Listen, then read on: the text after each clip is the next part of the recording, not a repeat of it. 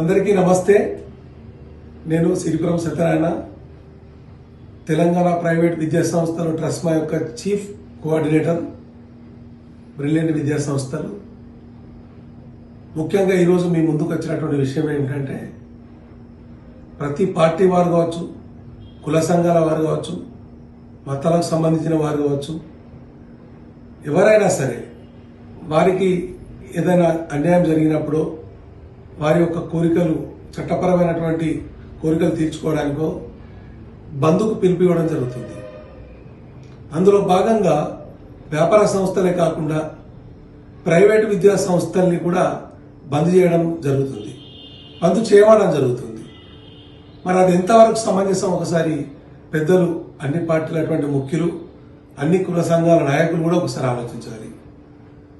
ఈరోజు సమాజంలో ఒక షాప్ బంద్ చేసినట్టయితే షాప్ యజమాని నష్టపోతాడు, లేదా తెల్లవారు ఆ సరుకులు కొనుక్కునే అవకాశం ఉంది. ఒక పెట్రోల్ పంప్ బంద్ చేసినట్టయితే ఒక గంట తర్వాతనో 4 గంటల తర్వాతనో పెట్రోల్ పంపు కొనుక్కునే అవకాశం ఉంది. కానీ సమాజంలో అన్నిటికంటే ఉన్నత విలువలు కలిగినటువంటి ఎడ్యుకేషన్ సిస్టంలో సంవత్సరానికి ప్రభుత్వం ఇచ్చే వర్కింగ్ డేస్ 221 మాత్రమే. అందులో పరీక్షల్లో భాగంగా కనీసం SA1, SA2, SA3 ఒక 18 డేస్, FAలు ఒక 12 డేస్, అంటే 30 నుంచి 32 రోజులు మనకు ఎగ్జామ్స్కే పోవడం జరుగుతుంది. అలాగే మనకు ఇక కరెక్షన్స్ అని, ఈ బంధులని ఇవన్నీ కూడా తీసేస్తే కేవలం 150 రోజులు మాత్రమే పిల్లలకు ఎడ్యుకేషన్ అందివ్వడం జరుగుతుంది. మరి బంధుల వలన బంధులు చేసే వ్యక్తులు సమాజానికి నష్టం చేస్తున్నట్ట, లాభం చేస్తున్నట్ట? వారికి ఉన్నటువంటి ఇబ్బందులు దృష్టిలో పెట్టుకొని పాఠశాలలు బంద్ చేయడం ఎంతవరకు సమంజసం? ముఖ్యంగా పాఠశాల విద్యార్థులకు సమాజం మీద అవగాహన ఉందా? నర్సరీ పిల్లలకు, LKG పిల్లలకు ఈరోజు ఎందుకు బంద్ చేసినారు, ఎందుకు ఇంటికి పంపించినారు అనేది తెలుస్తుందా? నాయకులు కానీ, కుల సంఘాలు కానీ, వీళ్ళందరి పిల్లలు కూడా ఏదో ఒక పాఠశాలలో చదువుకుంటూ ఉంటారు. మరి ఇండైరెక్ట్ గా వాళ్ళకు కూడా అన్యాయం జరుగుతుంది, ఆ విషయం వాళ్ళకి తెలుసు. ఇంటికి వెళ్ళిన తర్వాత వాళ్ళ ఇంట్లో ఉన్నటువంటి కుటుంబ సభ్యులు అడుగుతారు, మీ పిల్లలు బంద్ చేయడం వల్ల పిల్లలకు అన్యాయం జరుగుతుందని. ఎవరైతే మీకు అన్యాయం జరిగిందో, మీ ప్రభుత్వం ద్వారా మీకు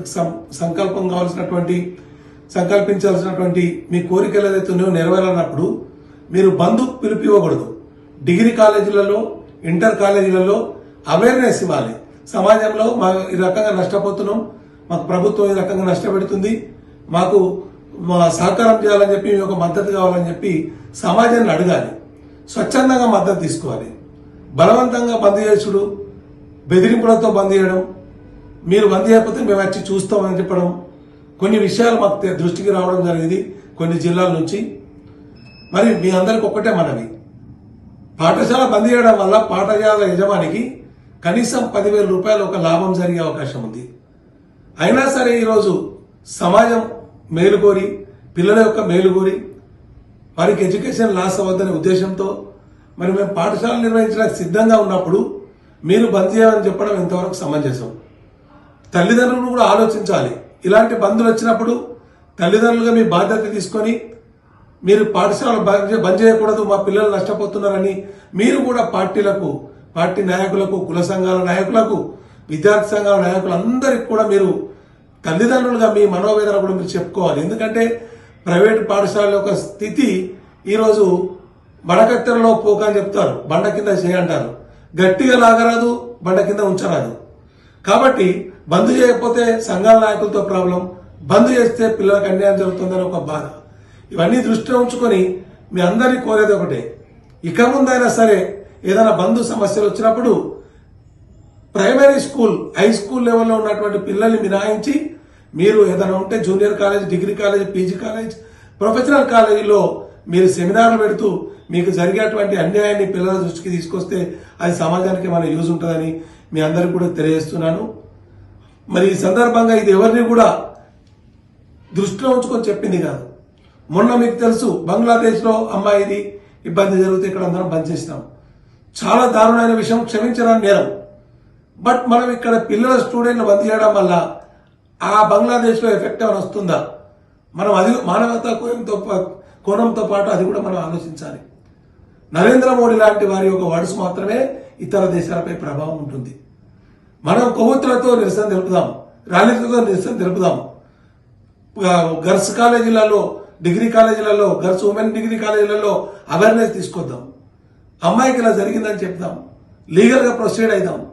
కానీ నర్సరీ ఎల్కేజీ పిల్లలు అక్కడ బంగ్లాదేశ్ లో జరిగిందనంటే వాళ్ళకి ఏమర్థం అవుతుంది? నేను ఎవరికీ వ్యతిరేకం కాదు, ఇప్పుడు కూడా చెప్తున్నాను. సమాజంలో మాట్లాడే హక్కు ఉంది, కానీ వంకర దృష్టితో మాట్లాడే హక్కు ఎవరికి లేదు. ఇతరులను గేలి చేసే హక్కు ఎవరికి లేదు. ఇతరులను వక్రీకరించే హక్కు ఎవరికి లేదు. నేను ఎవరిని వక్రీకరించడం లేదు.